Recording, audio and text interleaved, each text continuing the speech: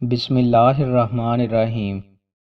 رسول اللہ صلی اللہ علیہ وآلہ وسلم نے ارشاد فرمایا، قیامت کے دن میں جنت کے دروازے پر آ کر دروازہ کھٹکھٹاؤں گا۔ پہرے دار کہے گا آپ کون ہیں؟ میں کہوں گا محمد۔ وہ کہے گا مجھے آپ کے بارے میں کہا گیا تھا کہ میں آپ سے پہلے کسی کے لیے دروازہ نہ کھولوں۔ رسول اللہ صلی اللہ علیہ وآلہ وسلم نے ارشاد فرمایا، آپس میں محبت رکھنے والوں کے لیے نکاح سے بہتر کوئی چیز نہیں دیکھی گئی۔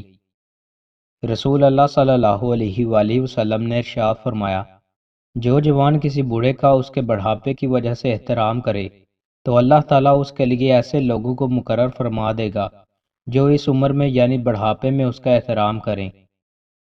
رسول اللہ صلی اللہ علیہ وآلہ وسلم نے ارشاد فرمایا، سب سے افضل جہاد ظالم سلطان کے سامنے انصاف اور حق کی بات کہنا ہے۔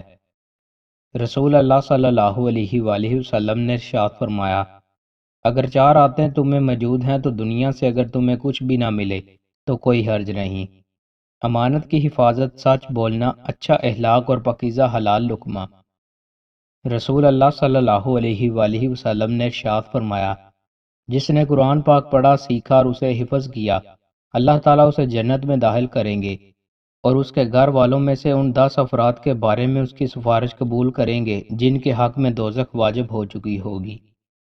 رسول اللہ صلی اللہ علیہ وآلہ وسلم نے ارشاد فرمایا، جو آدمی سونے یا چاندی کے برتن میں پیتا ہے تو وہ اپنے پیٹ میں گھٹا گھٹ دوزخ کی آگ بھرتا ہے۔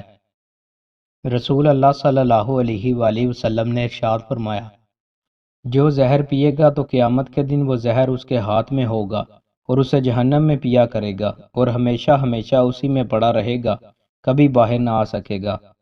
رسول اللہ صلی اللہ علیہ وآلہ وسلم نے ارشاد فرمایا، عورت سے نکاح 4 وجوہات کی بنا پر کیا جاتا ہے، اس کے مال کی وجہ سے، اس کے خاندانی حسب کی وجہ سے، اس کی خوبصورتی کی وجہ سے اور اس کے دین کی وجہ سے، بس تم دیندار عورت سے نکاح کر کے کامیابی حاصل کرو۔